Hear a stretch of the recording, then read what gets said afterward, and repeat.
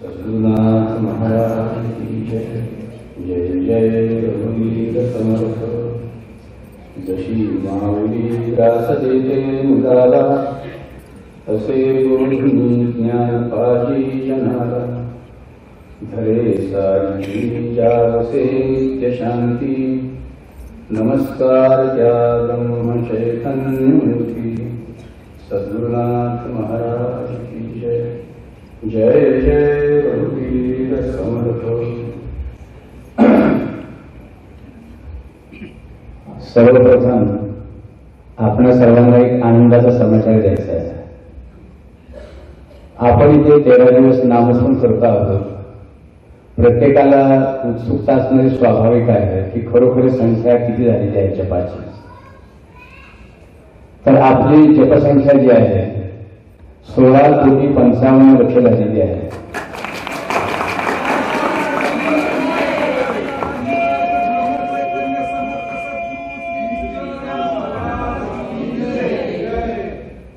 ज्यांनी जपसंख्या मोजलेली आहे, त्यांच्याकडे काम दिलेलं आहे, तर त्यांनी सांगितले की अजूनही संध्याकाळपर्यंत बरीच संख्या परत येणार आहे। तर एकंदरीत अंदाजे 18 कोटी संख्या होईल पूर्ण।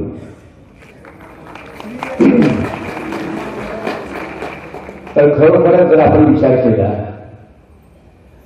तर हे कार्य आहे तरी कोणाचं?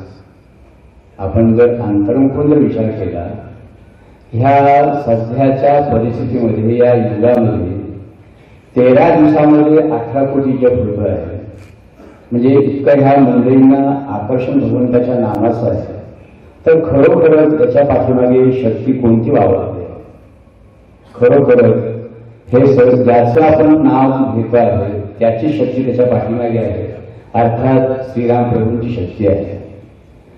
समर्थ सद्गुरू श्री ब्रह्मचैतन्य गोंदवलेकर महाराज हे श्रीराम प्रभूंचे प्राणच आहेत असं म्हटलं तरी हरकत नाही। म्हणजे महाराजांचा प्राण आहेच राम, प्रश्नच नाही, परंतु त्या श्रीराम प्रभूंचे प्राण जर कोण असतील तर ते समर्थ सद्गुरू श्री ब्रह्मचैतन्य गोंदवलेकर महाराज। त्यांच्याच कृपेने हा जप सोहळा संपन्न झालेला आहे। आत्ताच महाराजांचं गेल्या वर्षी 2013 मध्ये 100 वर्ष पूर्ण झाली महाराजांना देह ठेवून। त्यांची पुण्यतिथी उत्सव 100वा आत्ताच झालेला आहे। तर खरोखरच नागपूरवाल्यांचं अत्यंत महान भाग्य आहे। असं का म्हणायचं?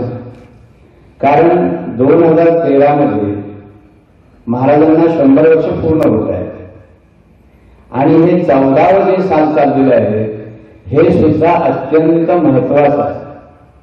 ते कसं? तर 2014ला मार्गशीर्ष महिन्यामध्ये मार्गशीर्ष वद्य द्वितीयेला महाराजांच्या पादुका स्थापन होऊन 100 वर्ष पूर्ण होत आहेत या वर्षी। ते मार्गशीर्ष महिन्यामध्ये पूर्ण होती, म्हणजे हे असं 100 वर्ष असं पण आहे आणि महाराजांचं पुण्यतिथीचं वर्ष असंही झालेलं आहे। तर खरोखरच दोन्ही 13 आणि 14 याला जोडणारी जी साखळी आहे, या साखळीमध्ये हा 18 कोटी जप झालेला आहे। तर खरोखरच या भूमीचं अत्यंत भाग्य आहे। खरोखरच डॉक्टर हेडगेवार स्मारक हे इथे जे झालेलं आहे, तर हे जेव्हा निर्माण होण्यापूर्वी या मंडळींना सुद्धा कदाचित कल्पना नसेल की भविष्यामध्ये 13 दिवसामध्ये इथे 18 कोटी जप होईल। कल्पना नसेल त्यांना। इथे अनेक कार्य होतील, सत्कर्म होतील, भगवंताचं नामाचं हे होईल, सगळं त्यांना माहिती असेल, परंतु 13 दिवसामध्ये 18 कोटी जप होईल ही त्यांना सुद्धा कल्पना नसेल। खरोखरच हा या जागेचा एक अत्यंत मोठा प्रभाव आहे। ही जागा जी आहे ते अत्यंत जाज्वल्य जागा आहे, कारण भगवंताचं जे कार्य आहे ते अशाच पुण्य ठिकाणी होत असतं जास्तीत जास्त। आपण पहा की एवढी भारत भूमी खूप मोठी आहे, पण ज्या ज्या ठिकाणी देवतांची स्थानं आहेत तर त्या त्या ठिकाणी काहीतरी त्या भूमीबद्दल विशेषत्व त्या त्या पुराणामध्ये दिलेलं आहे। त्याचप्रमाणे हे नागपूरचं जर पुराण समजा कधी कोणी पुढे मागे लिहिलं समजा, तर त्याच्यामध्ये आपला 18 कोटी जप निश्चितच येईल। कारण असं हे मोठे अलौकिक कार्य आहे आणि हे श्रीराम प्रभूंच्या तसेच श्रीराम प्रभूंचे प्राण असलेले समर्थ गोंधळकर महाराज यांच्या कृपेने हा सोहळा संपन्न झालेला आहे. खरोखरच आपण सर्वजण भाग्यवंत आहात या ठिकाणी जमलेले आहे. तर आपण हे 13 कोटी जपाचं अनुष्ठान का करायचं? अनेक मंडळींना प्रश्न येत असतो किंवा असे कार्यक्रम तुम्ही वेगवेगळ्या ठिकाणी का ठेवता, याचा काय पाठीमागे उद्देश आहे? तर खरोखर जर आपण हा विचार केला ना, म्हणजे ह्या सध्याची जी आपल्या देशाची जी स्थिती झालेली आहे, ही स्थिती अत्यंत दयनीय आहे. कोणी कबूल करेल, फारच बिकट परिस्थिती आलेली आहे. म्हणजे आपल्या भारतावरती सगळीकडून आक्रमण होत आहे, हे कबूल करावंच लागेल. तर अशा परिस्थितीमध्ये मानवाने काय केलं पाहिजे? कारण समाजामध्ये जर शांती असेल तर तुम्ही शांततेने उपासना करू शकाल. पण समाजामध्ये सगळीकडे जर हल्लागुल्ला असेल असेल वगैरे तर मनुष्य आपोआपच नाही म्हटलं तरी स्वाभाविकपणे अस्वस्थ होत असतो. आणि अस्वस्थ मनाला त्या भगवंताचं नाम घ्यायला सुद्धा कष्ट होते. तर ही जी परिस्थिती आपल्या भारताची आहे, तर ह्या परिस्थितीला कसं सुधारायचं? परत आपला हा भारत देश सुजलाम सुफलाम किंवा सगळ्या अर्थाने संपन्न होईल, विचाराने संपन्न होईल, तर हे कसं कायच्यासाठी काय कार्य केलं पाहिजे? तर अनेक ठिकाणी अनेक मंडळी कार्य करून राहिलेले आहेत. आपण ज्या ठिकाणी बसलेलो आहोत, ज्या भूमीमध्ये बसलेलो आहोत, ज्यांच्या आपण वास्तूमध्ये बसलेलो आहोत, या ठिकाणी सुद्धा हेच कार्य प्रामुख्याने केलं जातं. तर समर्थ रामदास स्वामींनी संपूर्ण भारतभर यात्रा केली आणि त्यांनी विचार केला की नेमकं दुःखाचं कारण काय आहे हे त्यांनी शोधून काढलं. सगळ्या संतांनी शोधून काढलेलं आहे. आणि त्यांनी विचार केला की यात सगळ्यात मुख्य म्हणजे गोष्ट मानवाच्या मनाला उपदेश केला पाहिजे. प्रत्येकाचं मन जर सुधारलं तर देश आपोआपच सुधारेल. मग त्या ठिकाणी वैर भावना किंवा ती कुठलेही द्वेष मत्सर वगैरे राहणार नाही. मन जर सुधारलं तर हा देश आपोआप सुधारेल. ह्या सगळ्या संतांनी हे डोळ्यासमोर आणले आणि त्यांनी सगळ्यात सोपं सुलभ उपाय शोधून काढला. तर तो कोणता? तर भगवंताचं नामस्मरण हे सांगितलेलं आहे. कारण जेवढ्या गोष्टी शांततेने होतील ना तेवढ्या गोष्टी युद्ध करून सुद्धा होत नाही. तर या मनाला उपदेश करायचा आहे. हे मन जर चांगलं तयार झालं प्रत्येकाचं, त्या मनाला जर कळलं की सर्व ठिकाणी रामाचा वास आहे, प्रत्येकाच्या हृदयामध्ये राम बसलेला आहे. चर अचर जे जे काही असेल या ब्रह्मांडामध्ये प्रत्येक ठिकाणी अणुरेणूमध्ये श्रीराम प्रभूंचा वास आहे, भगवंताचा वास आहे. हे जर प्रत्येकाला कळलं तर मग आपोआप शांती जगात नांदल्याशिवाय राहणार नाही. कोणी कोणत्याही संप्रदायात असो, जातीचा असो, कुठल्याही पक्षाचा असो, पण प्रत्येकाच्या हृदयामध्ये राम बसलाय जर प्रत्येकाचं हृदय कळलं, प्रत्येकाला समजलं तर आपल्या देशाची उन्नती झाल्याशिवाय राहणार नाही. त्या परमेश्वराने ही सगळी सृष्टी निर्माण केलेली आहे. अगोदर सुरुवातीला तो एकच होता, एकटाच होता.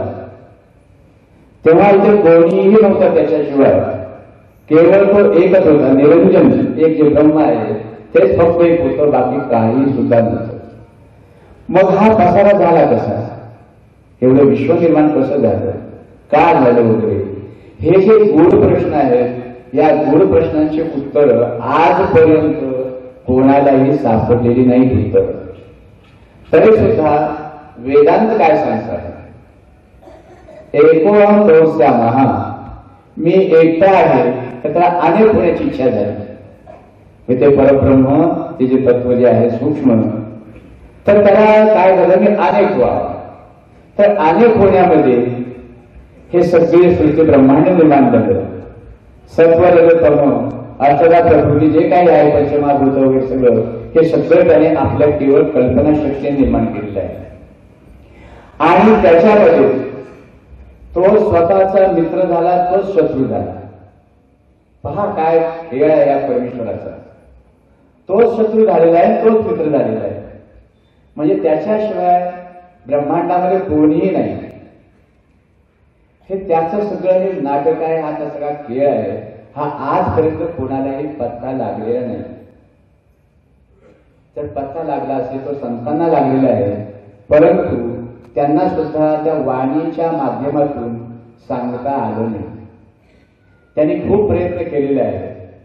समर्थ रामदास स्वामींनी सुद्धा त्या तत्वाचं जेव्हा सांगण्याचा प्रयत्न केला, 14 ब्रह्मांचं त्यांनी वर्णन केलं. 14 ब्रह्म कोणकोणते आहेत ते सगळं दाखवलं.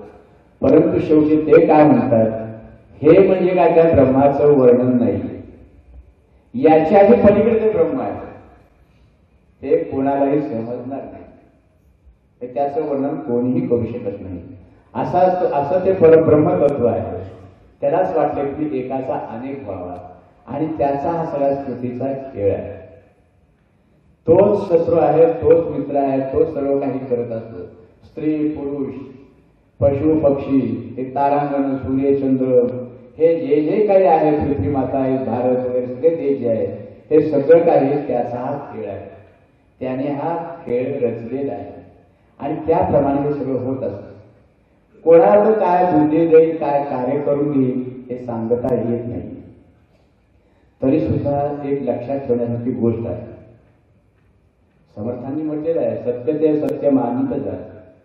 जे सत्य आहे तो सत्य ते राहणारच. म्हणजे एका ठिकाणी म्हटलेलं आहे, सत्य परेशान हो सकता है मगर पराभूत नाही हो सकता. सत्य परेशान होईल, त्याला त्रास होईल पुष्कळ, परंतु ते कधीही पराभूत होणार नाही. त्या सत्याचा विजय हा निश्चितच आहे. पण तो केव्हा आहे, काय आहे, हे सगळं त्या श्रीराम प्रभूंच्या हातामध्ये आहे. त्यांचा खेळ आहे. आपल्याकडून आपली साधना करत राहावं. जेव्हा वेळ येईल तेव्हा ते आपल्याला बरोबर भगवंत दाखवून देईल. म्हणजे सत्य ते सत्य नेहमीच राहणार, याबद्दल काहीच प्रश्न नाही. बरं, हे सगळं ठीक आहे. तर अशा या विश्वामध्ये म्हणजे सगळीकडचे बाहेर बिकट परिस्थिती झालेली आहे. परंतु एक लक्षात ठेवा, ज्याला भगवंताचं नामस्मरण करायचं आहे, ज्याला आपल्या स्वस्वरूपाची ओळख करून घ्यायची आहे, त्याला भगवंत निश्चितच सांभाळेल, त्यात काहीच प्रश्न नाही. गोंदवलेकर महाराजांनी सांगितलेलं आहे, म्हणजे हा नदीचा प्रवाह खूप खळखळ खळखळ जोरात वाहतो आहे. अथांग पाणी आहे, खूप वाहत आहे जोरात. त्याच्यामध्ये जर समजा कोणी पडला त्या प्रवाहामध्ये, तर महाराजांचं काय म्हणणं आहे, त्या जो साधक असेल, भगवंताचा उपासक असेल, तर तो किती त्या प्रवाहामध्ये पडला तरी त्याचं हे मान जे आहे, मानेच्या वरचा जो भाग आहे तो त्यात बुडणार नाही. म्हणजे त्याचा अर्थ काय आहे, तो जिवंत राहील. म्हणून उपासना करणाऱ्यांना काही धोका नाही, हे लक्षात ठेवा. तुम्ही कुठेही उपासना करा, अत्यंत मनापासून करा. बाहेरची परिस्थिती कशीही असेल, परंतु तुम्ही अत्यंत मनापासून भगवंताला शरण जर गेला आणि उपासना करू लागला, तर तुम्हाला तो भगवंत सगळ्या परिस्थितीमधून वाचवेल. आणि मुख्य म्हणजे एक लक्षात ठेवायचं आहे, जोपर्यंत आपल्या आतमध्ये क्रांती होत नाही, तोपर्यंत बाहेर आपण क्रांती तशी करू शकत नाही. प्रत्येकाने आपल्या आतमध्ये जर क्रांती केली तर बाहेर क्रांती आपोआप सगळ्यांची आपोआप दिसून येईल. म्हणजे आपण सुद्धा या सृष्टीतला एक घटक आहोत. आपण जर सुधारलो तर त्या सृष्टीमध्ये एक सुधारणा झालीच ना. म्हणून प्रत्येकाने लक्षात ठेवायचं, सर्वप्रथम आपल्या स्वतःला सुधारण्याचा प्रयत्न करायचा. लोकमान्य टिळक एकदा गोंदवलेकर महाराजांच्याकडे आले. ते नेहमी यायचे, महाराजांना ते साष्टांग दंडवत करायचे. 1.25 रुपयाने नारळ महाराजांना ते अर्पण करत असत. तेव्हा त्यांच्या राजकारणावरती वगैरे अनेक अशा गोष्टी होत असतात, गुप्त गोष्टी होत असतात. तर खरोखर त्याचं आठवतं असं वाटतंय की गोंदवलेकर महाराज म्हणजे समर्थ रामदास स्वामी आणि लोकमान्य टिळक म्हणजे शिवाजी महाराज असले डोळ्यासमोर आल्याशिवाय राहत नाही. यांच्या पुष्कळ अशा गोष्टी व्हायच्या. तर तेव्हा लोकमान्य टिळक म्हणाले की महाराज, आपण आमच्या ह्या क्षेत्रामध्ये का उतरत नाही? तर तेव्हा ते म्हणाले, भगवंताने प्रत्येकाला कार्य वाटून दिलेलं असतं. भगवंताने जे ज्याला कार्य दिले ते त्यांनी करावं, निष्ठापूर्वक करावं. ते म्हणजे तुमचं कार्य ते आहे, माझं कार्य ते आहे. तर हे काय आहे पहा, म्हणजे स्वातंत्र्य आहे चळवळीचे, जो जो करील तयाचे. परंतु समर्थांनी काय सांगितले, त्या ठिकाणी भगवंताचं अधिष्ठान पाहिजे. भगवंताचं जर अधिष्ठान असेल प्रत्येक कार्याला तर ते कार्य पूर्ण झाल्याशिवाय राहणार नाही. आता आपण जे ते नामस्मरण करतो आहोत तर खरोखरच हे आपल्या स्वतःला आपण सुधारण्याचा मार्ग आपण पत्करलेला आहे. आणि आपण जर सुधारलो तर त्या परमेश्वराला खूप आनंदच होईल. गोंधळकर महाराज काय म्हणायचे, तुम्ही नामस्मरण करतात म्हणजे एक प्रकारे माझ्यावर तुम्ही उपकार करता. काय त्या महापुरुषांची भाषा असते, त्यांची काय कळणं असते पहा, त्यांचं काय कशावर जाते पहा. काही नाही, परंतु त्याचं एकच आहे की सगळ्या जीवाला आपलं खरं स्वरूप काय आहे त्याची ओळख व्हावी आणि तो आनंदामध्ये राहावा. त्या आनंदात राहण्यासाठी हे खटपट करत राहतात महापुरुष. महाराजांना दुसरं काही लोक होतं जगात, त्यांना एकच होतं की प्रत्येकाला आनंद मिळावा. एकच फक्त त्यांचं जीवनाचं ध्येय होतं की प्रत्येक जीवाला आनंद मिळावा, आपल्या स्वस्वरूपाचं ज्ञान व्हावं, त्या मार्गाला तो लागावा. तर समर्थ रामदास स्वामींनी सगळीकडे पूर्ण भारत भ्रमण केलं, अत्यंत बारकाईने निरीक्षण केलं की खरोखरच आपल्या देशाची स्थिती का गंभीर झाली, काय कारणाचं असलं पाहिजे, शोधून काढले त्यांनी. तर त्यांनी काय सांगितलं की प्रत्येकाने आपापल्यामध्ये जो राम आहे तो न पाहिल्यामुळे सगळं झालेलं आहे. आपल्यामधला राम तो विसरला, त्यामुळे दुसऱ्याच्याच राम आहे तो पाहायला विसरून गेला आणि मग ते हेवे दावे सगळे निर्माण झाले. म्हणून ह्या मंडळींनी, संत मंडळींनी शांती कशी सगळीकडे पसरेल याचा शोध घेतला आणि त्यांनी उपासनेचा मार्ग दाखवून दिला. आणि सर्वात जर सोपी गोष्ट असेल, सोपं साधन असेल, सुलभ आणि सहज, तर ते भगवंताचं नामच आहे.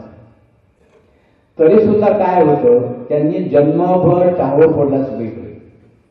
भगवंताच्या नामाशिवाय काही सत्य नाही. जन्मभर सांगितलं या महापुरुषाने, गोंधळकर महाराजांनी जन्मभर सांगितलं भगवंताचं नाम घ्या, भगवंताचं नाम घ्या, भगवंताच्या नावाने तुमचा उद्धार होईल, आपल्या आत्मस्वरूपाची प्राप्ती होईल. परंतु किती लोकांनी असं घेतलं तसा विचार केला तर त्यांच्याकडे हजारो लाखो लोक यायचे, खूप लोक नामस्मरण करायचे, परंतु खऱ्या अर्थाने आपल्या स्वस्वरूपाची प्राप्ती होण्यासाठी किती लोकांनी नामस्मरण केलं असेल याचा जर विचार केला तर आपल्याला बरोबर सांगता येणार नाही. तरी सुद्धा त्यातल्या त्यात पहा, बोटावरची मोजण्या एवढीच मंडळी महाराजांच्याकडे तयार आहे. त्यांची चरित्रामध्ये नावं आलेली आहेत, तसं अनेक मंडळींची आलेली नाही. तरी सुद्धा ज्या प्रमाणात कार्य व्हायला पाहिजे संतांच्याकडून, जेवढा प्रतिसाद मिळाला पाहिजे तेवढा आजपर्यंत कोणाही संतांना मिळालेला नाही. ही एक प्रकारे त्यांची शोकांतिका आहे. एकदा काय झालं, संत तुकाराम महाराज आणि समर्थ रामदास स्वामी योगायोगाने पंढरपूरला आलेले होते. योगायोगाने दोघे एकाच क्षेत्रामध्ये तेव्हा होते. तर चंद्रभागेच्या पलीकडे संत तुकाराम महाराजांचे स्वामी तिकडे उभे होते, त्यांचे शिष्य त्यांच्याबरोबर उभे होते. चंद्रभागेच्या या तटावरती समर्थ रामदास स्वामींची स्वामी आपल्या शिष्यांच्या समवेत उभी होती. तर या दोन्ही महापुरुषांनी एकमेकांना पाहिलं. यांनी तिकडे नजर टाकली पलीकडे, त्यांनी यांनी तिकडे टाकली, दोघांनी एकमेकांना पाहिलं. तर ह्या संत महापुरुषांच्या भेटी कशा असतात पहा, त्यांचं बोलणं कसं असतं, सांकेतिक भाषा कशी असते, फार अगदी पाहण्यासारखं आहे. अत्यंत गूढ भाषा असते त्यांची. रामदास स्वामींना संत तुकारामांनी तिकडून पाहिलं आणि काय केलं, त्यांनी मोठ्याने बोंब ठोकली. संत तुकोबांनी तिकडून बोंब ठोकली. ते बोंब यांनी ऐकली. नंतर मग समर्थ रामदास स्वामींनी बोंब इकडून ठोकली आणि ते आपापल्या जागी निघून गेले. ह्या शिष्यांना कळेना की त्यांनी बोंब ठोकली, यांनी बोंब ठोकली, याचा काय अर्थ आहे. आणि दोघे चालले झाले, काय बोलणं नाही, चालणं नाही, काय नाही, फक्त बोंब ठोकल्याचा एवढा संवाद त्यांचा झाला. हे लोकांना कोणा शिष्यांना काही कळलं नाही. फार भाषा असते, महापुरुषांची भाषा फार गूढ असते. तर तेव्हा समर्थ रामदास स्वामींच्या काही शिष्यांनी अत्यंत नम्रपणे स्वामींना विचारलं, स्वामीजी नम्रपणे आपल्याला विचारतो की आपलं हे जे आता जे काही झालं दोघांचं संभाषण काय बोल ठोकून वगैरे त्याचा अर्थ काय आहे? ते बोम ठोकून चालले गेले, तुम्ही बोम ठोकून इकडे चालले गेला, त्याचा अर्थ काय आहे? तर तेव्हा समर्थ रामदास स्वामी थोडे हसले आणि म्हणाले, अरे काय करायचं म्हणाले, आमचा दोघांचा उद्योग एकच आहे म्हणाले. त्यांचा आणि माझा उद्योग एकच आहे. कोणता उद्योग? की लोकांना भगवंताच्या नामाला लावायचं, भगवंताच्या मार्गाला लावायचं. माझा उद्योग आहे, त्यांचाही तोच उद्योग आहे. तर आम्ही दोघांनी आपल्या उद्योगामध्ये काय प्रगती आहे हे बोम ठोकून सांगितलं म्हणाले. तर तुकोबा मला म्हणतात, तुकोबांचं काय म्हणणं आहे की लोकांच्या समोर इतके बोम ठोकताय, इतकं घसा कोरडा करतोय, भगवंताचं नाम घ्या, नाम घ्या, विषयासाठी सोडून द्या, सगळं भगवंताकडे लागा, पांडुरंगाचं भजन करा. पण म्हणाले काही कोणी ऐकत नाही, तेवढ्या फक्त ऐकतात, परत सोडून जातात. समर्थ रामदास स्वामी म्हणजे माझी परिस्थिती हेच आहे, म्हणून त्यांनी पण बोम ठोकली. तर हे जे आहे ना, हे म्हणजे काय आहे, हा वृत्तीचा जो खेळ आहे ना, अत्यंत चमत्कारिक आहे. आता आपण ह्या मंडपामध्ये जे बसलेलो आहोत, ह्या मंडपामध्ये आपण ह्या 13 दिवसामध्ये कथा, कीर्तन, प्रवचन सगळे ऐकले आणि भगवंताचं आपण नामस्मरण करत राहिलो. खूप आपल्याला आनंद आला या ठिकाणी. तर या ठिकाणी सुद्धा काही ना काहीतरी तुम्हाला इथे ज्ञान मिळालेलं आहे. इथे रोज संतांचे चरित्र आपण ऐकलेलं आहे.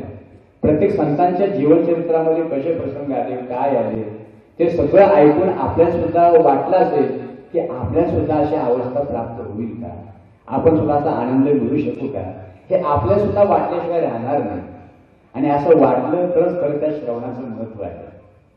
आणि नुसतं वाटून चालत नाही, तर प्रत्यक्ष कृती केली पाहिजे. तर प्रत्यक्ष कृती करणं हे त्याहून कठीण आहे. परंतु गोंधळकर महाराजांनी तसं सगळ्या संतांनी सांगितलेलं आहे, तुम्ही फक्त भगवंताचं नाम घ्या, बाकीच्या गोष्टी आपोआप तुमच्या मागे चालत येतील. भक्ती, ज्ञान, विवेक, वैराग्य वगैरे ह्या सगळ्या भांगेत तुम्ही पडू नका. फक्त भगवंताचं नाम घ्या. मग नंतर मग काय चमत्कार होतो तो पहा. हे महाराजांनी सांगितलेलं आहे. सगळ्या संतांचं हेच सांगणं आहे. तुकोबांनी हे सांगितलंय, ज्ञानेश्वरांनी हे सांगितलेलं आहे. सगळ्या संतांनी एक मुखाने सांगितलेलं आहे, जर आपल्याला स्वस्वरूपाची प्राप्ती करून घ्यायची असेल, आनंदाची प्राप्ती करून घ्यायची असेल, तर आपल्याला भगवंताचं नाम घेणं अत्यंत जरुरी आहे. भगवंताच्या नामाने काय होत असतं, हे सगळं श्रवण केलेलं ते पचवता येतं. भगवंताच्या नामाशिवाय केलेलं श्रवण पचत नाही, पचनी पडत नाही. ते भगवंताचं जर नाम असेल त्याच्यात जोडीला, ही फार मोठी पाचक गोळी आहे सगळ्याच्या वस्तू. जसं आपण ते पाचक गोळी हवाबाण हरडे वगैरे ऐकलं असेल पहा, ते पचन होण्यासाठी गोळी घेतात. त्याचप्रमाणे हे श्रवण, भक्ती युक्ती जे काही बाकीचं आहे, सत्संग वगैरे आहे, हा सगळा जर पचनी पाडून घ्यायचा असेल तर आपल्याला भगवंताचं नाम रूपी गोळी घेतली पाहिजे. ही जर भगवंत नामरूपी गोळी जर आपण घेतली तर आपल्याला सगळं पचनी पडेल आणि आपल्याला तो मार्गक्रमण करण्यासाठी अंगामध्ये शक्ती प्राप्त होईल. आत्मबळ वाढल्याशिवाय काही शक्य नाही. ते आत्मबळ कशाने वाढत असेल तर भगवंताच्या नामानेच वाढतं. भगवंताचं नाम अत्यंत महान आहे. गोंधळकर महाराजांच्या चरित्रामध्ये पहिल्यापासून शेवटपर्यंत वाचा, भगवंताच्या नामाशिवाय तुम्हाला तर काहीही मिळणार नाही. प्रत्येक पानावरती भगवंताच्या नामाचं महात्म्य गायलेलं आहे. तुलसीदासांचं रामचरितमानस काढा, त्यातलं कुठलंही पान उघडा, भगवंताच्या प्रेमानेच भरलेल्या सगळ्या गोष्टी त्याच्यामध्ये येतील. कोणतेही पान उघडा तुलसी रामायणाचं तुम्ही, त्या कुठल्याही पानावर जर नजर टाकली तर ते श्रीराम प्रभूंच्या प्रेमाने भरलेली सगळी पानं आहेत. महाराजांचं चरित्र उघडलं, त्यात नामाशिवाय काही दिसणार नाही. महाराजांची प्रवचनं पहा, 365 प्रवचन, कोणतंही पान उघडून पहा, त्याच्यामध्ये भगवंताच्या नामाशिवाय तुम्हाला दुसरं काहीही मिळणार नाही. महाराजांनी सगळ्या वेदांत विधान सगळं त्यात सांगितलेलं आहे, काही सोडलेलं नाही. परंतु शेवटी त्यात त्यांनी सांगितलेलं आहे, भगवंताच्या नामाशिवाय सगळं व्यर्थ आहे. हिंदीमध्ये कहावत आहे, एक राम नाम तारी बाकी सब दुकानदार. हिंदीमध्ये कहावत आहे, म्हणजे भगवंताचं नाम आहे हेच आपल्याला तारणार आहे, बाकी सगळं व्यर्थ आहे. व्यर्थ आहे का असं म्हणायचं? कारण भगवंताच्या नामाशिवाय ते आपल्याला पचनी पडत नाही. भगवंताचं नाम घेतलं तर ते सगळं चांगलं आहे, छान आहे आणि सार्थक लागेल त्याचं. म्हणून भगवंताचं नाम हे घेतलंच पाहिजे. भगवंताच्या नामस्मरणाबरोबर जर हा सत्संग झाला, वाचन झाला, तर आपलं कल्याण झाल्याशिवाय राहणार नाही. म्हणून भगवंताचं नाम कोणत्याही परिस्थितीमध्ये सोडायचं नाही. आणि शेवटी एक लक्षात ठेवा, परमार्थामध्ये शुद्ध भावनेला अत्यंत महत्व आहे. आपण भगवंताचं नाम जितक्या शुद्ध भावनेने घेऊ तेवढ्याच प्रमाणामध्ये आपल्याला त्याचं फळ मिळेल. भगवंताच्या नामापासून फळ कोणते मिळवायचं आहे हे सुद्धा आपण पाहायला पाहिजे. नाहीतर आपण काय म्हणून मी आता 3 दिवस 13 दिवस जप केलेला आहे आणि लगेच मुलाला नोकरी लागली, समाचार येऊन गेलेला आहे, तर हा अनुभव आलाय का? हा अनुभव नव्हे. हे अनुभव जमेत धरू नका तुम्ही. खरा अनुभव कोणता आहे की मी 13 दिवस नामस्मरण केलेलं आहे, आता मला नामाचं वेग लागले, आता मी नाम कधीही सोडणार नाही. भगवंताच्या नामाशिवाय मी आता जेवणात सुद्धा नाही, भगवंताचं नाम घेतल्याशिवाय मी झोपणार नाही. मला भगवंताचं नामाचं वेग लागलेलं आहे असं वाटलं पाहिजे या 13 दिवसामध्ये. हे जर वाटलं तर समजायचं की आपल्याला नामाचं फळ मिळालं. म्हणजे तिथून घरी गेल्यानंतर सुद्धा तुमचे ओठ सुद्धा सतत हलले पाहिजे किंवा जीव हलली पाहिजे आतमध्ये. हे जर झालं तर समजायचं की भगवंताच्या नामाचं फळ आम्हाला मिळालं. प्रपंचाचे खास कगे भरले म्हणजे फळ मिळालं असं समजायचं नाही. ते ठीक आहे, ते तुम्हाला गुळाचा खाडा दाखवल्यासारखं काय, त्या म्हणजे गुळाचा खाडा दाखवतात ना तसं आहे. म्हणजे भगवंत तुम्हाला कधी निराश करत नाही. तुम्ही इतकं नामस्मरण करता आणि करतात, प्रपंचातली सुद्धा कामं होतील यात काही प्रश्न नाही. परंतु एक लक्षात ठेवा, प्रपंचातली कामं जर झाली तर आपल्याला काय एवढं समाधान मिळणार आहे? ते क्षणभंगूर तेवढ्यापुरतं समाधान आहे, म्हणजे शाश्वत समाधान ते नाही. तर शाश्वत समाधान मिळण्यासाठी आपल्याला भगवंताचं नाम घ्यायचं आहे आणि तेवढ्यासाठीच नाव घ्यायचं, बाकी कशासाठी नाव घ्यायचं नाही. महाराजांचं म्हणणं आहे, गोंधळकर महाराजांचं, की समजा बघा आपण 1 कोटी जप केला आणि रामाला सांगितलं की आता 1 कोटी जप पूर्ण झालेला आहे, तर आता आमच्या यजमानांचा किंवा बायकोचा जो रोग आहे त्या दिवसाचा तो सगळा दूर करा. असं जर म्हटलं तर मग काय झालं? महाराज काय म्हणतात, म्हणजे भगवंत हा तुम्हाला कामधेनू द्यायला तयार आहे. आता त्याचा 1 कोटी जप झालाय तर हा केव्हा माझ्याकडे येऊन कामधेनू देईल. परंतु आपण त्यांना काय म्हणतो, हे कामधेनू वगैरे मला काही नको आहे, आमच्या प्रपंचातली कामं तुम्ही पूर्ण करा, आम्हाला त्यातच आनंद आहे. तर असं म्हणता कामा नये. ऐसे करी सद्गुरु आई आपुले स्मरण बसो हृदय. हे ब्रह्मानंद महाराजांनी काय मागितले पहा. म्हणजे ते सद्गुरूंना म्हणतात, हे सद्गुरू माते, मला तुझं स्मरणच नेहमी दे, बाकी काही देऊ नकोस. मी आणि तू वेगळा आहे ही भावना सुद्धा काढून टाक माझ्या मनात. माझी देहबुद्धी आहे ते उकरून फेकून दे बाजूला, ही देहबुद्धी नको आहे. तर असं ते ब्रह्मानंद महाराजांनी त्यांना मागितलेलं आहे. माझ्या ज्या बहुबळकट चिज्जड ग्रंथी आहेत ह्या सगळ्या सोडव. ह्या चिज्जड ग्रंथी म्हणजे कोणत्या? चिज्जड म्हणजे चैतन्य आणि हे जड यांचं मिश्रण झालेलं आहे. सत्य आणि असत्य यांचं मिश्रण झालेलं आहे. यांच्या मिश्रणाने या वासनेमध्ये आपण गुरफटलेलो आहोत. आपला आत्मा जो आहे हा सच्चिदानंद स्वरूप आहे आणि तो इथे पृथ्वीवरती आल्यानंतर ह्या विषयांच्या संघामुळे तो बिघडून गेला आणि त्याला ह्या विषयांची गोडी लागली. याच्यामध्ये तो जखडला गेला, याच्यात बांधला गेला, याच्या गाठी पडल्या. तर ह्या गाठी ज्या आहेत, विषयासक्तीच्या ज्या गाठी आहेत, त्या प्रपंच आसक्तीची गाठी आहेत, तर ह्या गाठी आमच्या सोडव असं ब्रह्मानंद महाराजांनी आपल्या महाराजांना मागितलेलं आहे सद्गुरूंना.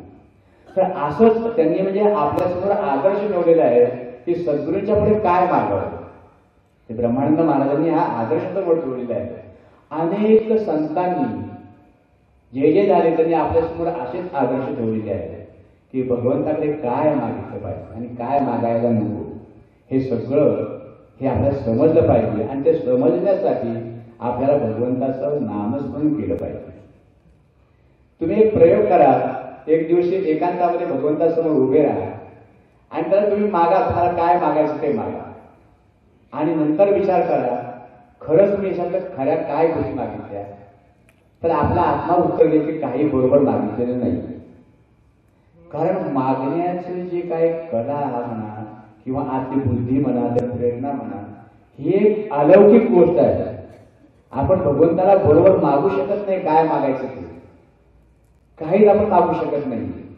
तर मग हे मागायचं काय भगवंताचं, काही ना काहीतरी त्याचं माध्यम ठेवलं पाहिजे. त्याच्या प्रेमाशी काहीतरी प्रेम ठेवल्याशिवाय आपल्याला संबंध त्याच्यात ठेवता येणार नाही, काहीतरी माध्यम ठेवल्याशिवाय.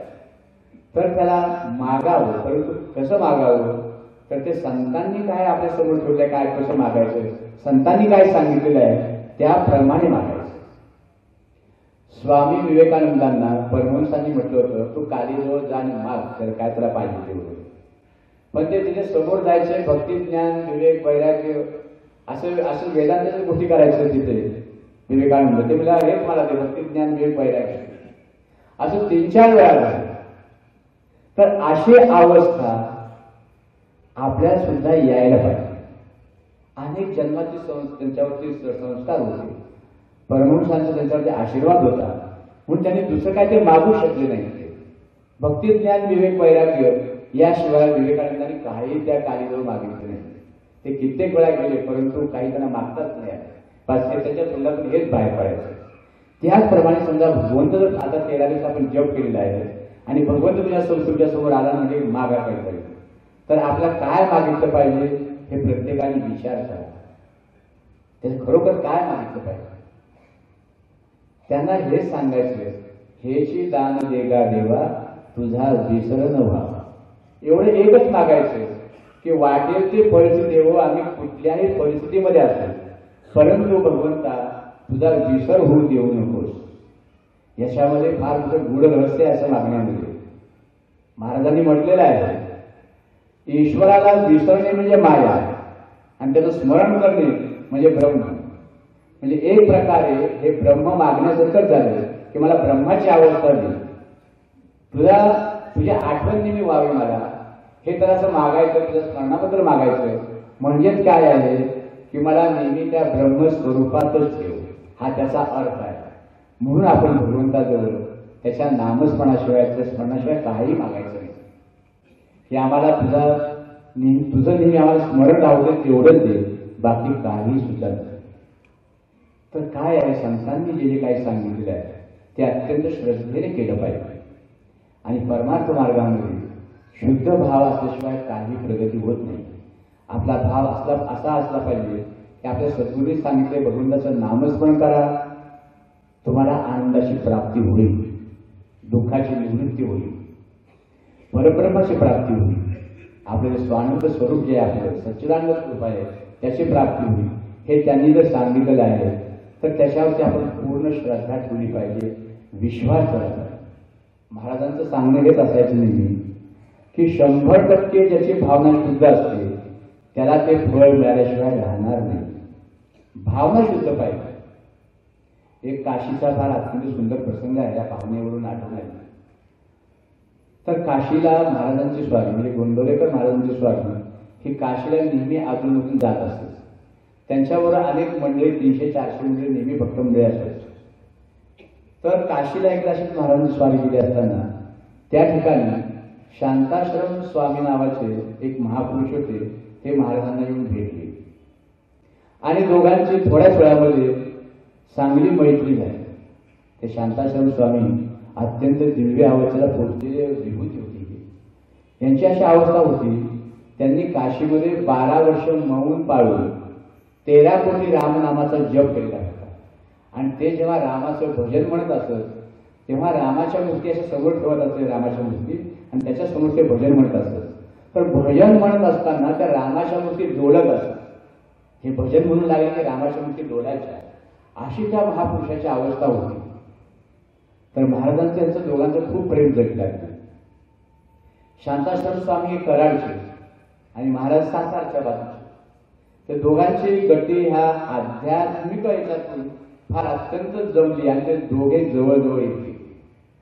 तर एकदा शांताश्रम स्वामींनी महाराजांना विचारलं की महाराज, संपूर्ण भारतवर्षातून काशीला इतके मंडळी येतात, काशी विश्वेश्वराचं दर्शन करतात, इथे गंगेचं स्नान वगैरे करतात, परंतु ह्या एवढी जे मंडळी येतात ह्या मंडळींना पाहिजे तसा फायदा का होत नाही, हे शुद्ध आणि पवित्र का होत नाही?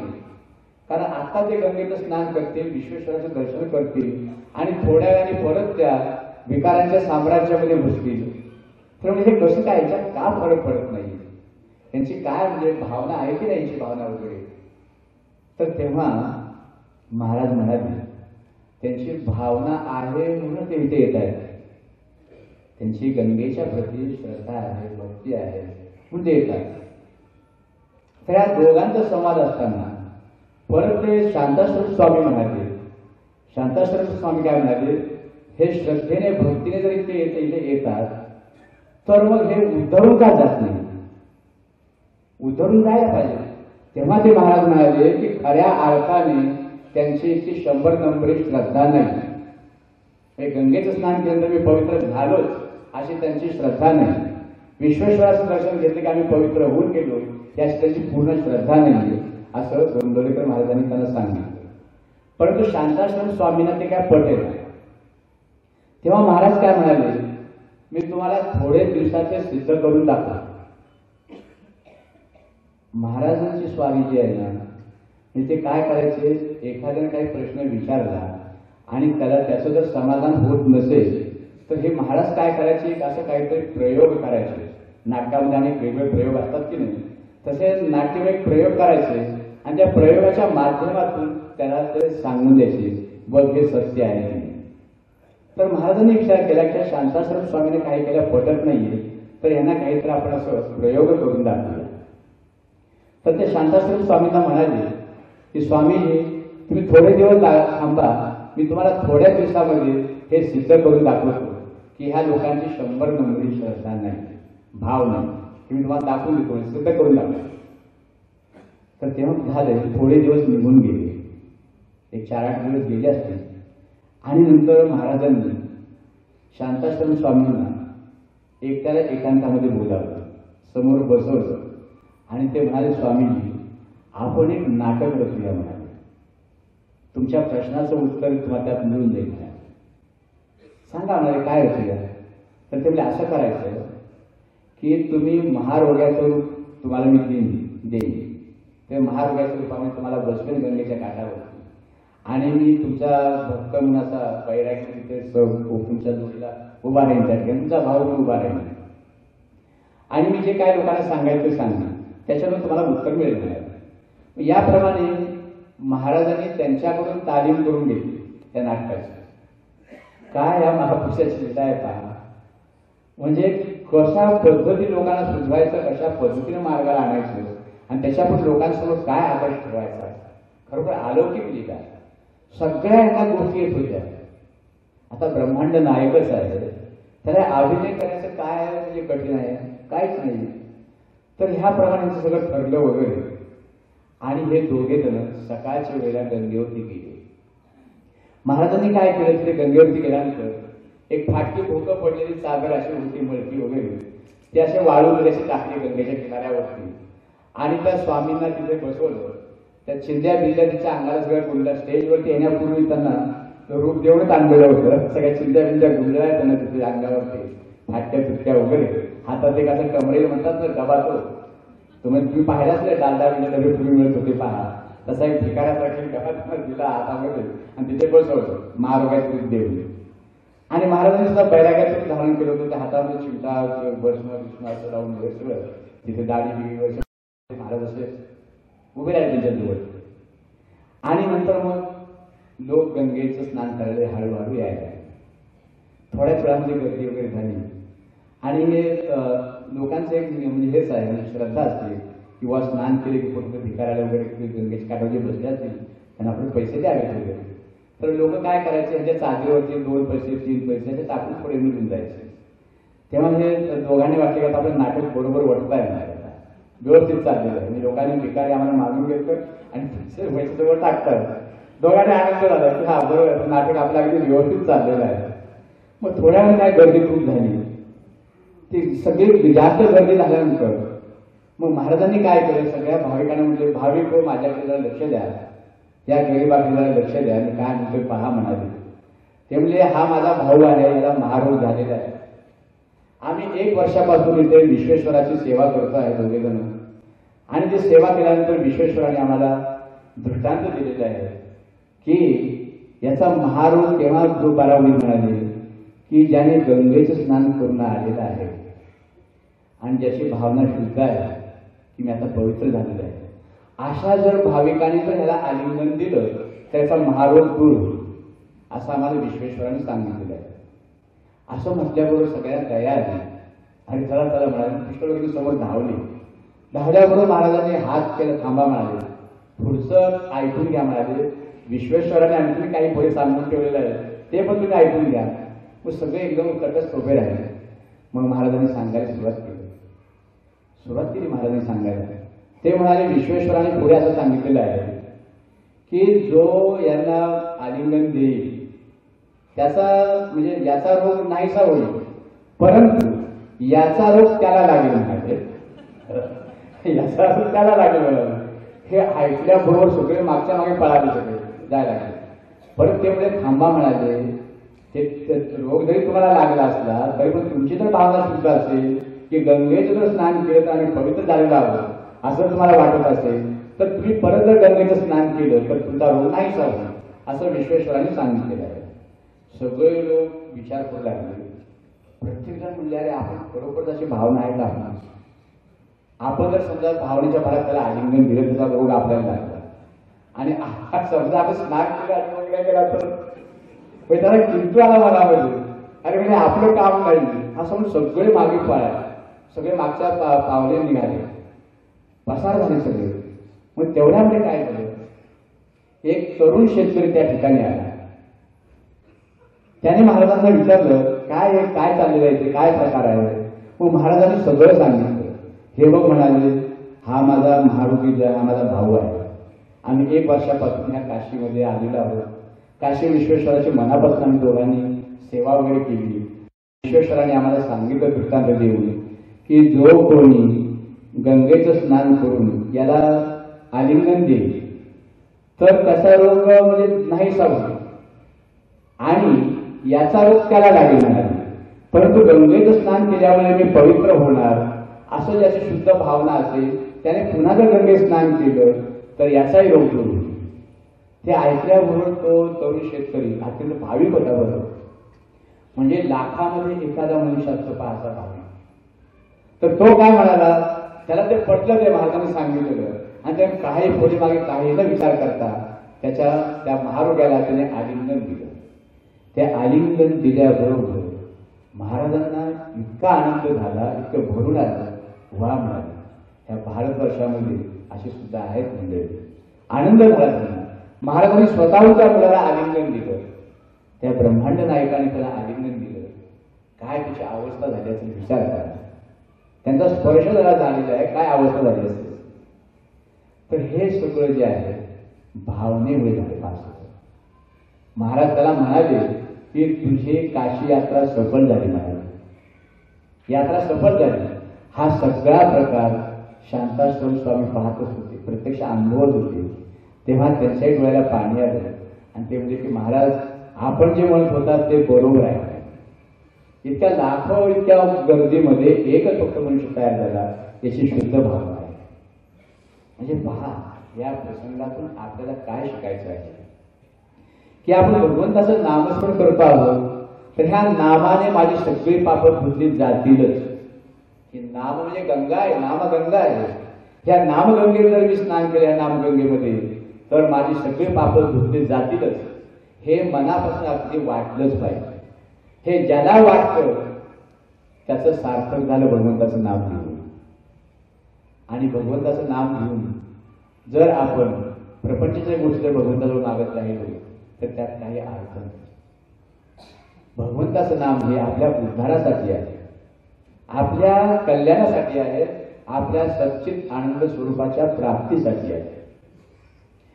पापाची निवृत्ती झाल्याशिवाय आपल्याला आनंदाची प्राप्ती होत नाही. पापाची निवृत्ती कशामुळे होईल? तर भगवंताच्या नामानेच होईल. हे आपली श्रद्धा पूर्ण असली पाहिजे. भगवंताच्या नामाने संपूर्ण पापाची निवृत्ती होईलच. हे मनामध्ये असं ठामपणे आपल्याला विश्वास बसला पाहिजे, एवढी श्रद्धा असली पाहिजे.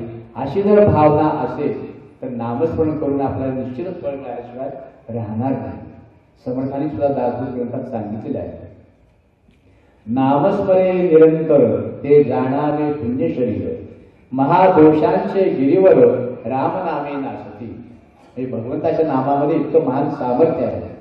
भगवंताच्या नामाने पापाचे डोंगरच्या डोंगर भस्म होत जातात. सगळे भस्म होतात, काही सुद्धा शिल्लक राहत नाही. तर हे समर्थांनी सांगितलेले आहे.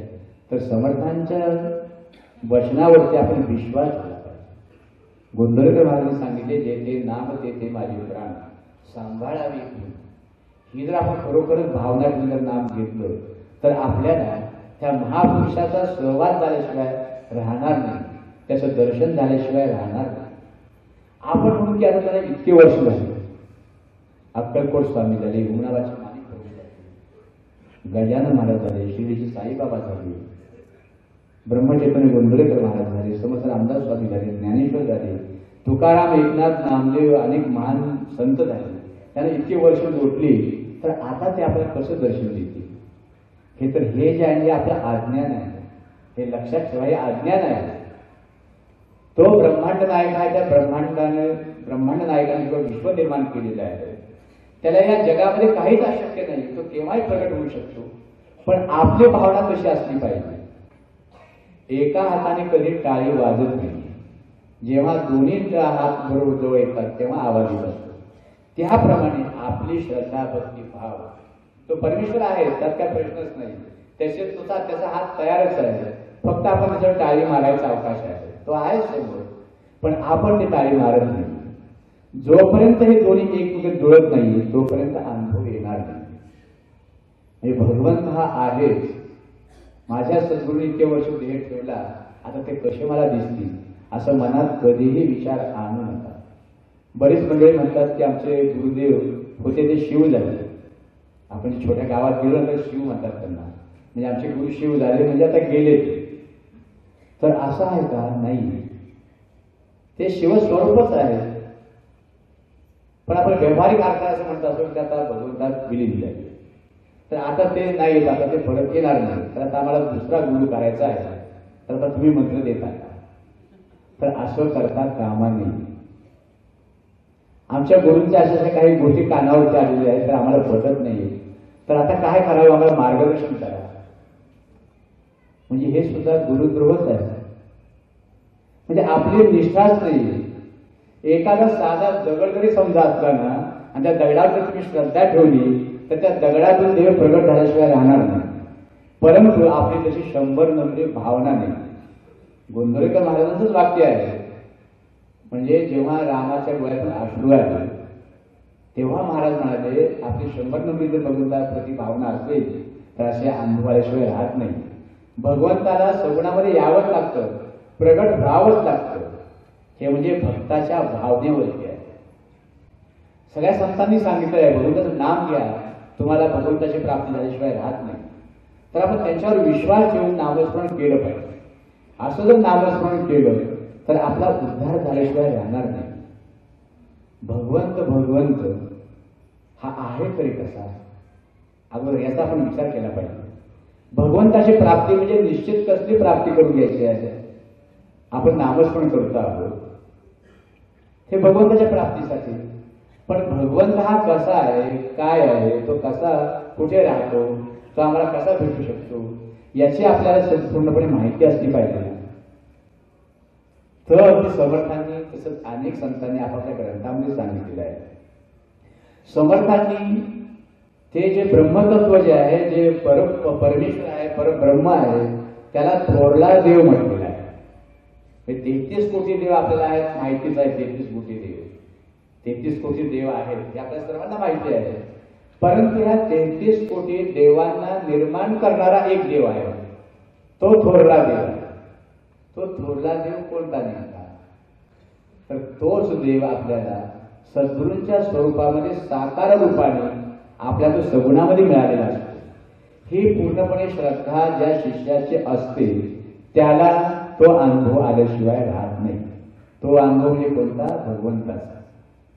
म्हणून आपण त्यांच्यावरती पूर्ण श्रद्धा ठेवली पाहिजे.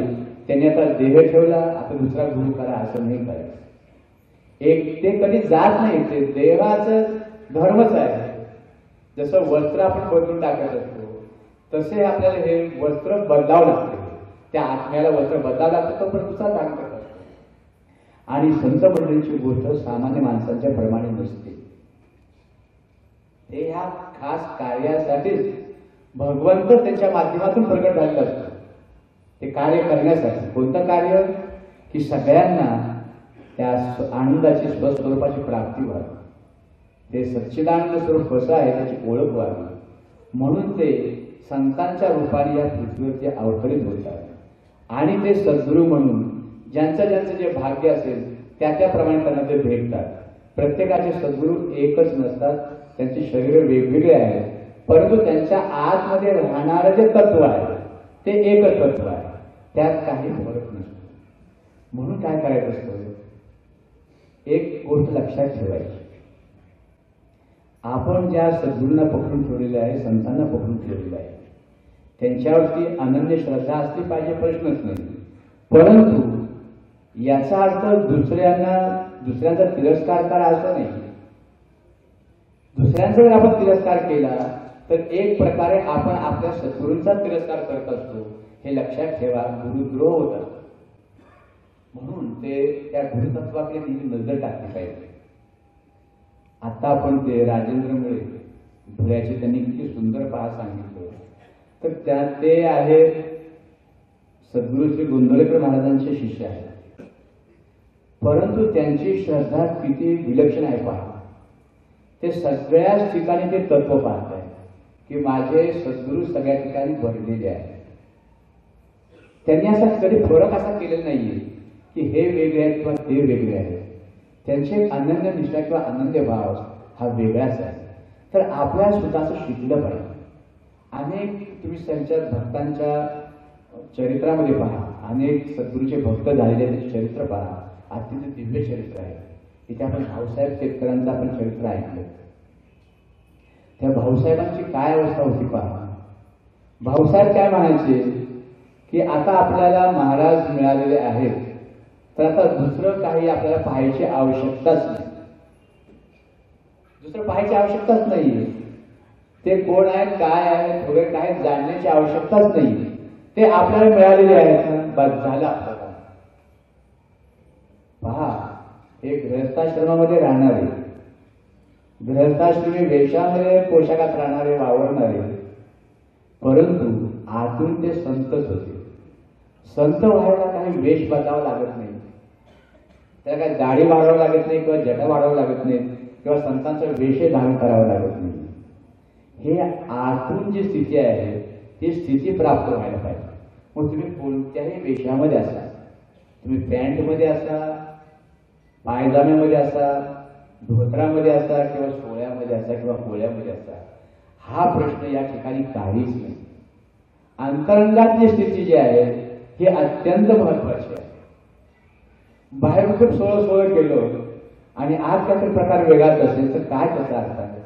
याचा अर्थ सोळं पाळू नका असं नव्हे, हे अंतर्मुख होऊन परमार्थ केला पाहिजे. एक प्रसंग आहे पहा. अक्कलकोट स्वामींच्याकडे एक कोणीतरी एक सुंदर स्त्री आली आणि ती काय म्हणाली की त्यांच्या सेवकांना की स्वामीजींना मला सोहळ्यामध्ये नैवेद्य करून त्यांना खाऊ घालायचं आहे, असं त्यांनी त्यांच्या भक्तांच्या समोर इच्छा प्रकट केली. तर तेव्हा ते भक्त म्हणजे ठीक आहे, करा, काय हरकत नाही. स्वामींची पण परवानगी घेतली. हो म्हणजे काय हरकत, करा म्हणाले. स्वामी म्हणजे विलक्षणच होते. ते अंतरंगाचे भाव म्हणजे काय, ते ब्रह्मांड नाही. कोणती व्यक्ती समोर आली की त्याचं सगळं त्यांना कळून जायचं, पुढचे जन्म, मागचे जन्म. गोंदवलेकर महाराज म्हणायचे ना की कोणी व्यक्ती आली तर ते 7 जन्माला बरोबर दिसतात. 7 काय सगळे दिसतात, त्यांना प्रश्नच नाही. तर अक्कलकोट स्वामीच्या त्या ठिकाणी बाई आली, ती म्हणाली की आता स्वामींना नैवेद्य करायचं आहे, करा म्हणजे काय हरकत नाही. तर त्या बाईने सोहळ्यामध्ये नैवेद्य वगैरे सोहळ्यामध्ये नैवेद्य तयार केला, एक ताट वाढून आणलं आणि ती येत होती स्वामींच्याकडे. फार अत्यंत कडक स्वयामध्ये होती. ती काय करायची, पुढे पाणी शिंपडत जायची आणि मागे त्याच्या पाठीमागे जायची. तर ते स्वामींच्या पुढे आले. स्वामींचं त्याच्यामध्ये काय 15-20 फुटाचं अंतर असेल तर स्वामीजीने लांबूनच हात केला, बाई तिथेच थांब, पुढे येऊन कोणी तिथेच थांब. ते म्हणजे हा जो नैवेद्य तयार केलेला आहे ना, हा ऐकण्यासारखा आहे. काय त्या महापुरुषाचा अंतरंग स्थिती पहा, काय विकास परिस्थिती. तर त्या बाईला म्हणाले, तिथे थांब म्हणाले, प्रेमाने म्हणाले, हा जो नैवेद्य आहे ना तू घेऊन जा आणि तुझ्या नाटकाचा जो प्रियकर आहे ना पहा काय आहे ते. मागे पुढे काही विचार करायचे नाही स्वामीजी बरोबर. सगळ्यांच्या समोर ते सांगायचे, बडबडून टाकायचे, बोलायचे. ते प्रत्येक संतांचा स्वभाव हा वेगवेगळा आहे. गोंदवलेकर महाराजांचं तसं नव्हतं. म्हणून ते लोकसंग्रह त्यांच्याकडे जास्त झाला. का झाला तर सगळ्यांचं जे ऐकून घ्यायचे, सगळ्यांचे काय पाप आहेत, काय जे सगळं आहे ते आपल्या हृदयामध्ये साठवून ठेवायचे. कधी त्याचं ते प्रगटीकरण करायचं नाही, त्याला वेगळ्या पद्धतीने सुधारायचं असं महाराजांचं. प्रत्येक संतांचं जे कार्य असतं किंवा वागणं ज्याचं ते वेगवेगळं आहे. तुकाबाईंच्याकडे गेले, तुकाबाई सुद्धा ते आंबेडकर स्वामी सारखेच असायचे. कोणी आले की त्याला आजवा तद्वा बोलायचे, त्याला शिव्या द्यायचे, काही हातात दांडकासाठी फेकून मारायचे, म्हणजे अशी आवडी होती. परंतु गोंदवलेकर महाराजांची स्थिती काही वेगळीच होती. म्हणजे सगळ्या समाजाला उपयोगी पडतील असे हे संत. कारण समजा जे आवड्या वृत्तीचे असतील ते जर एकदम आपल्या अंगावरती कोणाचं धावून गेले दगड घेऊन, तर कोणी टिकेल का तिच्या समोर? तिथे कोणी टिकणार नाही, कोणी टिकणार नाही. ते आपल्या मस्तीमध्ये असतात. त्यांना हे समाजापासून ते दूरच राहतात. ते संत म्हणजे जवळ येत नाहीत, कोणाजवळ येऊ देत नाहीत. ते असे काय तर पिशाची वृत्ती, बालवृत्तीमध्ये राहतात ते. परंतु महाराजांचं जे कार्य जर पाहिलं ना तर कोणाचे त्यांनी तिरस्कार नाही केला, कोणाचंही केलेलं नाही. तर असे जे संत असतात, असे संत समाजाला जास्त उपयोगी पडतात. याचा अर्थ ते संत कमी झाले असं समजू नका. ते आपल्या ब्रह्मांड वस्तीमध्ये असतात. ते जरी पृथ्वीवरती राहिले, त्यांनी काही जरी नाही केलं तरी सुद्धा समाजाचा उद्धार होतोच. कारण त्यांच्या केवळ त्या वर्तणुकीमुळे, त्यांच्या ब्रह्मस्थितीमुळे आपोआप जे जे त्याच्या सहवासात येतील त्यांचा उद्धार झाल्याशिवाय राहतच नाही. जरी महाराजांनी म्हटलेलं आहे ना, जरी संत जरी झाला तरी त्याचा स्वभाव हा प्रत्येकाचा वेगवेगळा असतोच. म्हणाले स्वभाव प्रत्येकाचा वेगळा असतो.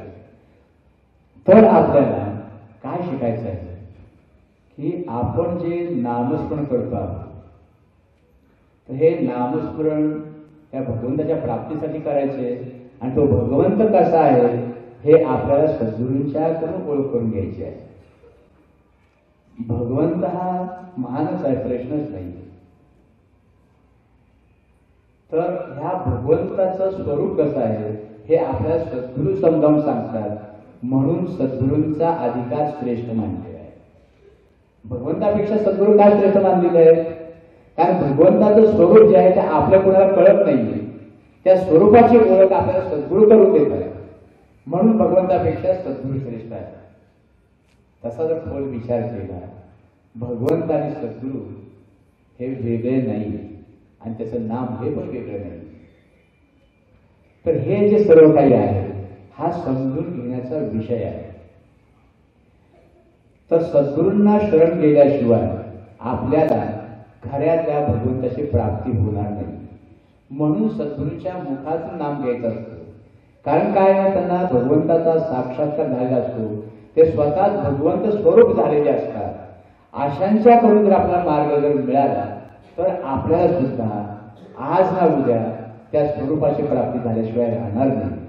फक्त त्यांच्या आज्ञेचं पालन आपण केलं पाहिजे. त्यांना आपण शरण गेलो, आपलं काम झालं. पण शरण जाणं इतकं सोपं नाही. अनन्यपणे शरण गेलं तर आपलं काम होईल, प्रश्नच नाही. परंतु आपण वरती जो अर्थ काढतो तो शरण जाण्याचा हा अर्थ सामान्य अर्थ आहे. जसे ते हे असतात योद्धे वगैरे असतात, ते पराभूत झाले की समोरच्या शरण जातात. ते शरण जाणं वेगळं आहे. आणि अध्यात्मामध्ये सद्गुरूंना शरण जाणं हे वेगळं आहे. आता अध्यात्मात सद्गुरूंना शरण जाणं हे कसं आहे? तर ते म्हणजे सद्गुरूंना म्हणजे तन मन धन जे काही आपलं जे काही असेल स्वतःचा स्व देखील हा त्यांना अर्पण करणे म्हणजे शरण जाणे. तर असं शरणागती भाव केव्हा येईल आपल्याकडे? आपण नुसतं भगवंताजवळ असं जाऊन जर म्हटलं तर तसं शरणागती होणार नाही. आपण तसे शरण जाऊ शकत नाही नुसतं म्हणून कधी शरण जाता येणार नाही. तर हे जे आहे हे आतून यायला पाहिजे. हे आतून आल्याशिवाय आपण भगवंताला किंवा सद्गुरूंना शरण जाऊ शकत नाही. शरण म्हणजे स्वतःचं मरण. स्वतःचं मरण ते कसं स्वतःचं मरण? म्हणजे सद्गुरूंनी सांगितलं की तुम्ही आता असं करा, हे गाव सोडा आणि एकदम तुम्ही 1000 किलोमीटरच्या गावी जाऊन राहा, असा समजा आदेश केला, तर आपण लगेच काय म्हणू? हे काय शक्य नाही. कारण तिकडे जायचं, कसं राहायचं, काय नाही वगैरे ते असं आपण म्हणू. म्हणजे काय झालं? आपला स्व तिथे आला. आपल्या ज्या बदल्या होतात ना लांब लांब वगैरे, तर त्या ठिकाणी आपण असं समजलं पाहिजे की ही सद्गुरूंची इच्छा आहे. अगदी बिनतक्रार आपण ते स्वीकारलं पाहिजे. त्याचप्रमाणे अध्यात्मामध्ये जर आपण प्रत्येक गोष्ट जर आपण सद्गुरूंच्या आज्ञेप्रमाणे जर केली तर आपला स्व गेल्याशिवाय राहणार नाही. आणि हा परमार्थामध्ये स्व गेल्याशिवाय काहीही अर्थ नाही. हिला काय झालं? महाराजांना त्यांच्या एका भक्ताने आपली जी काय जहागिरी जी काय होती, संपत्ती वगैरे, जमीन जुमला, घर दार सगळे जे काय होतं ते सगळं एका कागदावरती लिहून त्यांना अर्पण केलं. तो कागद महाराजांना दिला. महाराजांनी तो वाचला आणि तो काय केला कागद त्यांनी त्यांच्या मुलाजवळ दिला. ज्यांनी कागद दिला होता त्याच्या मुलाजवळ कागद परत दिला आणि म्हणाले, हे रामाचा आहे समजून तू कर. झालं. त्या ग्रस्तांना पण बरं वाटलं की आपण आता सगळं महाराजांचं झालेलं आहे. काही दिवसांतर ते गृहस्थ आजारी पडले आणि त्यांना वाटलं की बाबा मी महाराजांना सगळं दिलं, हे केलं वगैरे, परंतु मला समाधान नाही मिळालेलं. मी महाराजांना इतकं सगळं अर्पण केलं पण मला समाधान नाही मिळालं, माझ्या पदरात काही पडलं नाही. तर हे कसं काय? तेव्हा महाराजांनी सांगितलं, सगळं दिलं परंतु तुमचा स्व तुम्ही दिलेला नाही. म्हणजे मी महाराजांना दिलं म्हणजे कोणी दिलं? मी दिलं. म्हणजे हा मी तुमच्याकडे शिल्लकच आहे. हा जोपर्यंत शिल्लक आहे तोपर्यंत समाधान मिळणार नाही. त्यांना दिल्यानंतर स्व सहित सगळं दिलं पाहिजे. आणि महाराजांनी काय सांगितलं आहे? तुम्ही काहीही दिलं नाही तरी चालेल परंतु आपला स्व द्या म्हणाले मला. बाकी काही देऊ नका, स्व द्या. स्व दिला की तुमचं काही राहणारच नाही. पण सगळं दिलेलं आहे आणि स्व जर शिल्लक ठेवला तर मग काय त्याच्यामध्ये अर्थ आहे? तर याच्यातून आपण शिकलं पाहिजे परमार्थामध्ये की सद्गुरूंना आपण पूर्णपणे स्व दिल्याशिवाय आपल्याला समाधानाची प्राप्ती होत नाही. म्हणजेच अर्थात भगवंताची प्राप्ती होणार नाही. परमार्थामध्ये भाव हा अत्यंत महत्वाचा आहे. भाव जर आपण परमेश्वराच्या प्रती अनन्य ठेवला, सद्गुरूंच्या अनन्य भाव ठेवला तर आपलं कार्य झाल्याशिवाय राहत नाही. अनेक म्हणजे एक गमतीचा एक प्रसंग आहे, आपण सांगतो. एकदम गमतीचा प्रसंग आहे. म्हणजे आपण काय असतं, अनेक ठिकाणी कथा कीर्तन प्रवचन वगैरे होतात, त्या ठिकाणी अत्यंत श्रद्धेने ऐकतात, सगळं करतात. परंतु काय असतं, आपल्या मनातले जे विचार असतात ना, म्हणजे आपलं जे मन जे आहे हे मन दुसऱ्या ठिकाणी कुठे भरकटत असतं. इकडे जा तिकडे जा तिकडे जा, सारखं मनात चालूच असतं. देह या ठिकाणी स्थिर आहे पण मन फिरतच आहे. तर एकदा काय झालं, एका गावामध्ये एक रामायण करणारे एक जण आले होते, कथा करणारे. तर त्यांच्या कथेला खूप लोक यायचे आणि त्यामध्ये एक बाई अत्यंत अशी भाविक होती. ती भाविक कशी होती ते नंतर तुम्हाला कळेल. तर ती बाई त्यांच्या कथेला अगदी समोर बसायची आणि त्यांची कथा अगदी ऐकायची. पण तिच्या डोळ्यामध्ये सारखं पाणी व्हायचं, सारखं पाणी यायचं. तर काय झालं, ते रावण वगैरे, रावण मेला तेव्हा सगळं डोळ्यातलं पाणी आलं. ह्याला कळत नाही, रावण मेल्यावर आनंद व्हायला पाहिजे ना, पाणी यायला नको. म्हणजे आनंदाच्या प्रसंगामध्ये पाणी यायचं, दुःखाच्या प्रसंगातही पाणी यायचं. तर ह्या कथाकाराला काय कळत नाही, तिचा भाव आहे तर कसा. तर जिज्ञासा निर्माण झाली, नेमकं काय आहे. म्हणजे काय केलं, सगळी कथा झाल्यानंतर त्या बाईला भेटायला बोलावलं. ती आली बाई आणि ते कथाकार म्हणाले, काय हो, रामायण म्हणजे रामाचा जन्म झाला तेव्हा सुद्धा तुमच्या डोळ्यात पाणी आलं, रामाला राज्याभिषेक होणार तेव्हाही पाणी आलं, तो वनात चालला तेव्हाही पाणी आलं, आणि जेव्हा रावणाचा वगैरे वध वगैरे झाला म्हणजे तेव्हा सुद्धा तुमच्या डोळ्यात पाणी आलं. म्हणजे चांगल्या प्रसंगात ते पाणी येत गेलं, वाईट प्रसंगात ते पाणी येत गेलं, प्रत्येक वेळी तुमच्या डोळ्यात पाणीच येत होतं. तर हे तुमचा भाव आहे तरी कोणतं सांगा मला जिज्ञासा आहे, सांगा म्हणा. तर तेव्हा ती बाई काय म्हणाली, तेवढे खरंच सांगते ऐका म्हणा. तेवढे काय होतं, माझ्याकडे एक बोकड होता म्हणा, आणि त्याला बोकडाची दाढी होती लांब अशी होती. तर तुम्हाला पण दाढी आहे, तर तुम्ही जेव्हा असं असं सांगता ते दाढीची हालते ना, तेव्हा ते बोकडाला दाढी आठवते म्हणाले. डोळ्यासमोर आता बोकडाला दाढी आठवते असे हालते असे असते म्हणून ते डोळ्याला पाणी होतं. त्या बोकडाला माझं खूप प्रेम होतं म्हणाले, मी त्याला खूप चांगला सांभाळलेला होता म्हणाले, आणि तो अकस्मात गेला म्हणाले. तर मला त्याची आठवण सारखी ते कधीमध्ये बसते कुठे गेले तर ते आठवण येते म्हणाले, म्हणून माझ्या डोळ्याला पाणी होत होतं.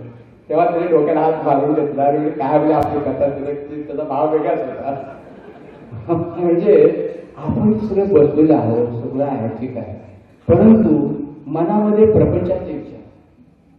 त्याचा मुलगा काय करतोय, तो हॉस्टेलमध्ये राहतो आहे, त्याचं काय लीला चालली असेल, काय करतो आहे, मुलगी काय करत असेल, आता कुठे फिरत असेल, हे कुठे असतील, ते कुठे असतील, सगळ्याच्या डोक्यामध्ये विचार. आता ते घर आपल्या एकांतामध्ये आहे, कोणी ते आपण इकडे सत्संगाला आलेलो आहोत, जपाला आलेलो आहोत, तिकडे कोणी चोरगिरात दिसणार तर नाही वगैरे. म्हणजे काय काय गोष्टी मनामध्ये येतील सांगता येत नाही. पण हे भाव आणि त्या भावनेने मग आपल्यावरती आगीने वेगळे बदलत राहतात चेहऱ्यावरती.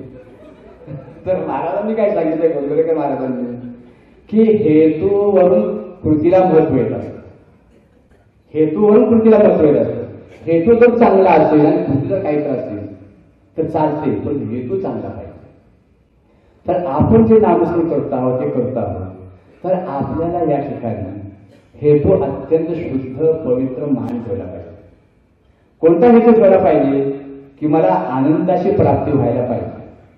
ह्या सुखदुःखांच्या मध्ये मी अडकलेलं आहे. सुख झाले की आनंद वाटतो, दुःख काही दुःखाचे मनाविरुद्ध काय घडलं की दुःख होतं. तर हे सगळं जे द्वंद्व आहे, हे द्वंद्व मिटण्यासाठी भगवंताचं नाम घ्यायचं आहे. सुख आणि दुःख विसरलं पाहिजे. ते ह्या प्रपंचात आल्यानंतर सगळ्या गोष्टींच्या पुढे जावं लागतं, परंतु ते कसं जावं, संत ज्याप्रमाणे अशा प्रसंगांना तोंड देतात त्यांच्याप्रमाणे आपण प्रयत्न करावा. गोंधळेकर महाराजांचा फार सुंदर प्रसंग आहे, गोंधळेचा प्रसंग आहे. आपण तो वाचलाय असं चरित्रामध्ये अनेक वेळा ऐकला पण असतो. एकदा काय झालं, गोंधळ्यामध्ये एकाच दिवशी लग्न होतं आणि त्या दिवशी एकाचा मृत्यू सोहळा होता.